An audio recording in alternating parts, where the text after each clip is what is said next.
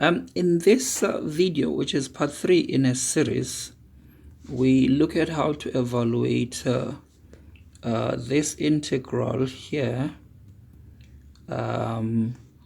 along the parabola connecting these 2 points defined by this parametric equation here.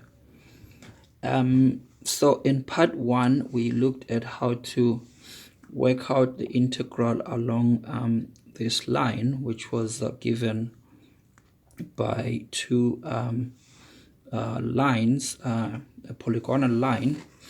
In part 2, we integrated this along a straight line, joining the 2 points.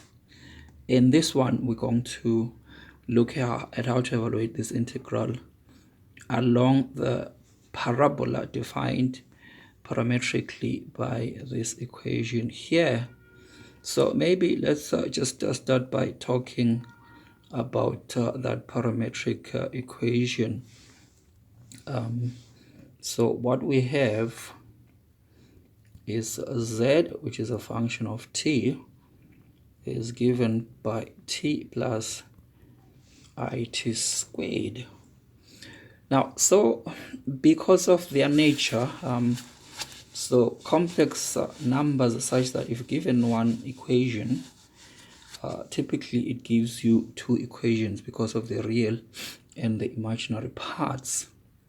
So here, if we remember that z is given by x plus iy, then from here, if we equate the real parts, so this gives us x equals to t. We equate the imaginary parts, this gives us y is equal to t squared, which is a parametric equation. This in turn, if you eliminate t, since x is equals to t, this is saying this is just the parabola y is equal to x squared. So we could use this and follow the steps we have done in part B, but to demonstrate how to work with parametric equations here, we're going to use this form of the equation. Okay, so what this thing is telling us is that, so basically we have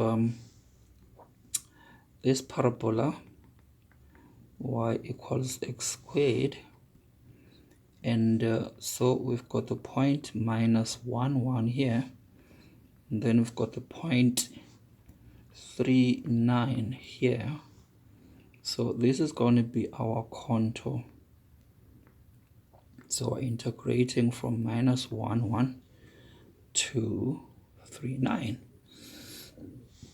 Of course, remember that our integral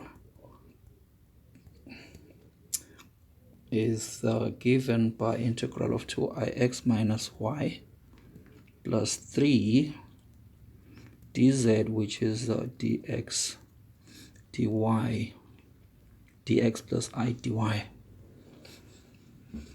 So this time we're going to express everything in terms of the parameter t.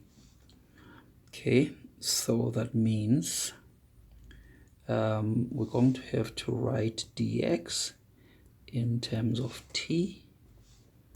We're going to have to write dy in terms of t. Also, we're going to have to work out the limits in terms of t. Now, since x is equals to t, that means this side here, x is negative 1. So that means t is going to be negative 1 as well. Now, this side x is 3, so that means t is going to be 3. Of course, we could use the y coordinates. It's going to give us the same thing. So if we rewrite this integral now in terms of t, it's going to be 2it minus y is t squared plus 3 dx is dt dy is 2t dt. And then the limits in terms of t will be minus 1 to 3, because we're integrating from this point where t is negative 1 to this point where t is 3. And then now, so dt we can factor out there.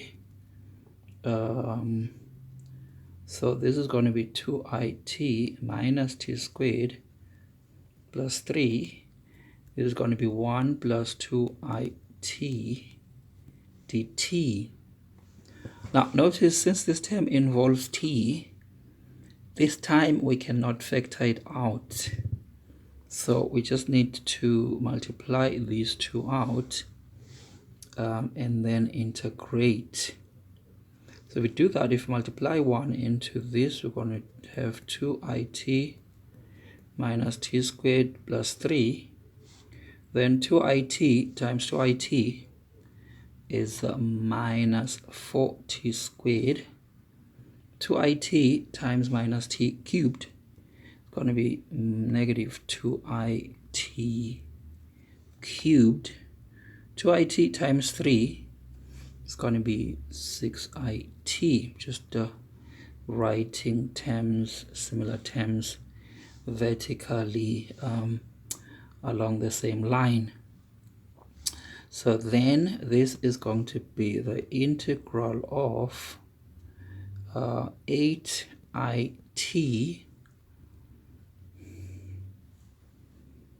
Okay, stop one moment.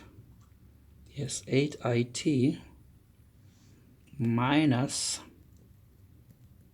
5t squared plus 3 minus 2it cubed dt. There's negative 1 to 3. So this is going to be integral, if we integrate, this is going to be 4it squared minus 5t cubed over 3 plus 3t minus it to the power of 4. That's it to the power of 4 divided by 2 from negative 1 to 3. So if I plug in x is 3, this is going to be 9 times 4. So this is going to be 36i minus, it's going to be 27 over 3, which is 9 times 5, which is 15. This is going to be 9, and this is going to be 81i over 2. Then take away when I is negative 1. This is going to be 4i. This is going to be plus 5 over 3.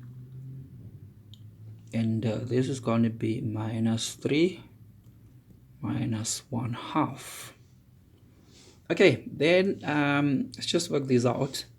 36 minus 4, 32. 9 plus 3 is going to be 12.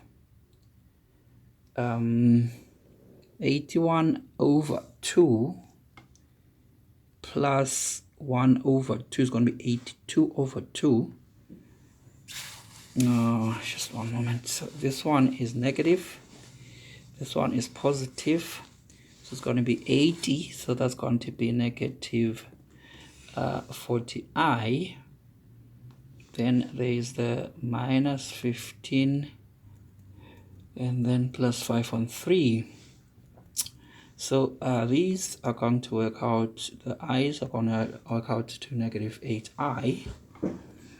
Then these are going to be minus 3 plus 5 over 3. So it's going to be 5 minus 9. 5 minus 9 is minus 4. So that's going to be our final solution. Okay, so we're just going to give you something similar so that you can test if you understand what we have been doing. So we're going to give you an integral, contour integral along a parabolic contour. So evaluate integral from -1 plus 2i to 3 minus 6i, same integrand, dz along, so it's going to be a parabola again, this time t plus 3 minus t squared, 3 minus t squared I. So evaluate this along that path. So if you just want to pause the video, have a go, and then when you're done you can continue the video, then that will enable you to compare with our solution. All right, we're now going to scroll down to our solution for this problem that we gave you earlier. Would like to thank you for visiting our channel and watching our videos. We do hope that they are very helpful. We do implore you to subscribe to our channel and to support us. If you've got any questions or you'd like us to do certain topics, please just post them in the comment section below.